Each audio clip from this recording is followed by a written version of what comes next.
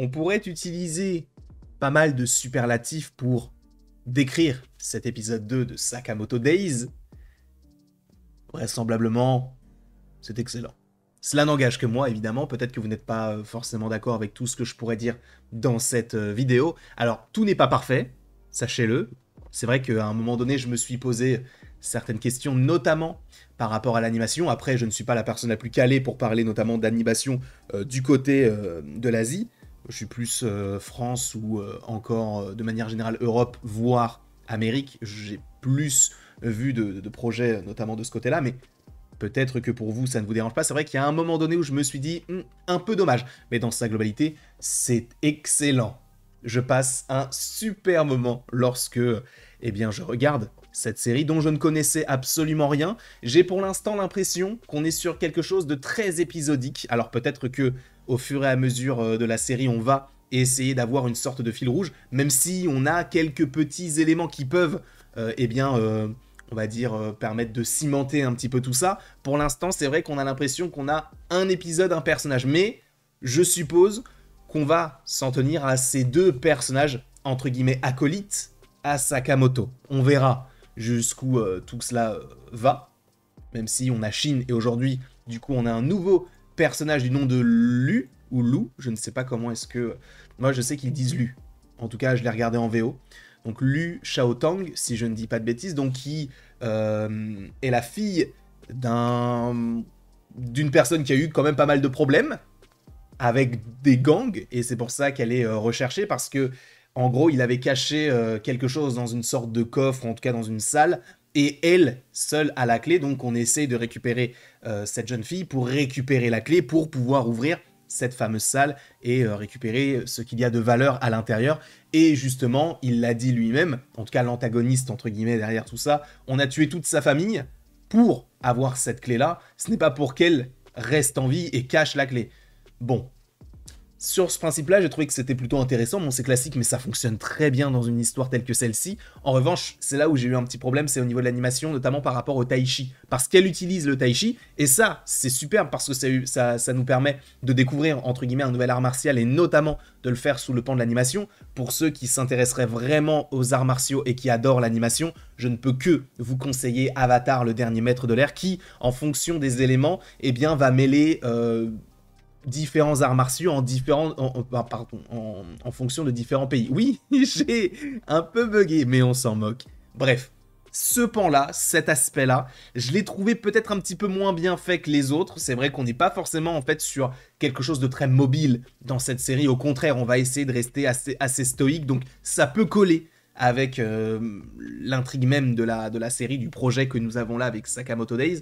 Mais c'est vrai que sur le moment, je me suis dit, j'aurais peut-être aimé un petit peu plus de mouvement. Après, c'est léger, ce n'est pas forcément ce qu'on demande à un projet tel que celui-ci, c'est juste pour, on va dire, essayer d'être un petit peu pointilleux, entre guillemets.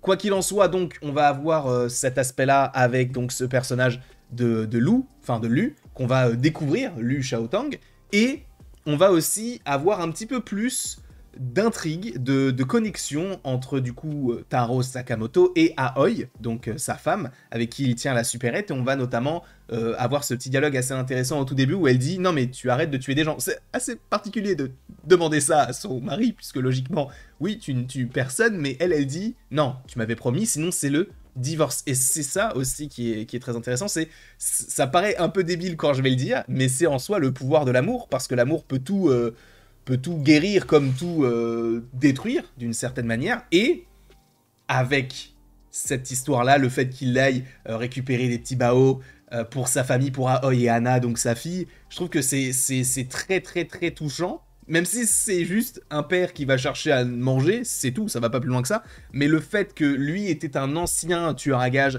et que par amour, il a arrêté toute sa carrière alors que c'était celui qui était le plus haut dans ce domaine-là, j'ai trouvé que c'était très beau de voir ça sous ce plan-là, sachant que en plus de ça, on va avoir une sorte de flashback où on va on va les voir, je crois, à la période de Noël, et justement, c'est à ce moment-là qu'elle va lui demander d'arrêter de faire ça.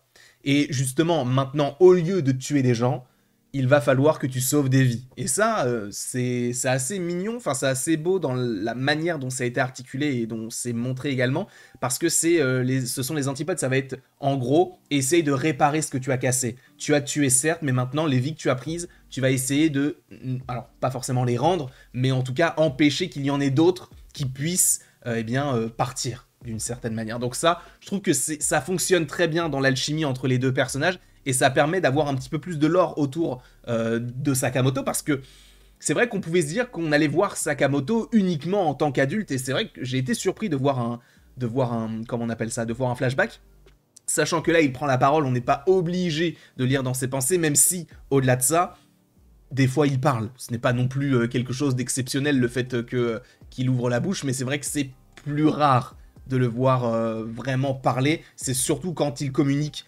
avec le personnage de Shin que là il va y avoir du coup cette lecture de pensée, cette connexion télépathique. L'épisode s'appelle Contre... alors attendez, je me souviens même plus comment s'appelle l'épisode. C'est Contre Song-Hee plus Basho. Donc Song-Hee et Basho sont ces deux personnages qui vont être envoyés par celui qui essaie de récupérer la clé pour tuer la jeune fille. Et donc, évidemment, la jeune fille va croiser le chemin de Sakamoto, mais également de Shin, et c'est pour ça que, dans un premier temps, Sakamoto va être surpris de se prendre un coup de pied, notamment par l'un des deux, alors je ne sais plus lequel exactement, mais c'est surprenant, sachant que lui, on sait qu'il fait attention à tout, et c'est là où tu vois une certaine complémentarité, notamment avec Shin, parce que c'est Shin qui va dire attention, peut-être parce qu'il l'a vu, ou parce qu'il l'a entendu, et du coup, tu te dis que ce mec qui était un tueur à gages, donc qui travaillait un peu en solo, même s'il avait Shin comme acolyte à l'époque, eh bien, il aura tout de même besoin d'avoir une équipe autour de lui pour pouvoir sauver le maximum de vies possible. Et ça, j'ai trouvé que c'était une belle association, dans le sens où on se dit que lui n'est pas capable de tout faire. Là où, par exemple, encore une fois, je le compare à ça, mais Saitama, de son côté, lui, peut tout faire. Même s'il a besoin de Genos sur certains points, c'est un peu une relation Genos avec Saitama d'une certaine manière. Mais dans sa globalité, moi je trouve que ça se démarque un petit peu plus. Parce que là, ça va être, même au niveau du combat, on va être utile l'un avec l'autre. Et je trouve que ça fonctionne bien, même si, encore une fois, Saitama et Genos, les deux ensemble, c'est exceptionnel. Et encore une fois, oh les gars, sortez la saison 3. Oh, j'en ai marre d'attendre. Ce que j'ai aussi aimé, c'est le côté de... il reste un humain. Et donc, lorsqu'ils ont fait leur technique pour affronter, ou en tout cas pour mettre à mal Sakamoto, même limite en fait le tuer, il a tout esquivé et il dit « Ah, j'ai un claquage ». Et donc, on va lui mettre une sorte de petite pochette chauffante. Et ça, je trouve que c'est vraiment drôle. Ou même, à un moment donné, il va se faire un petit peu couper au niveau de la main. Et on va avoir Shin qui va essayer de lui bander la main. Je trouve que c'est assez... En vrai, c'est assez mignon. Et en même temps, c'est utile de voir ce genre de choses. Ça montre qu'il n'est pas non plus invincible et qu'il reste un humain comme un autre.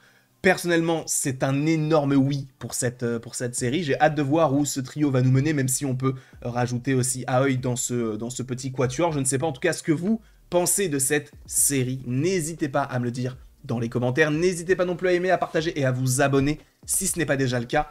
Et après tout ceci, on se retrouve d'ici quelques temps pour Solo Leveling.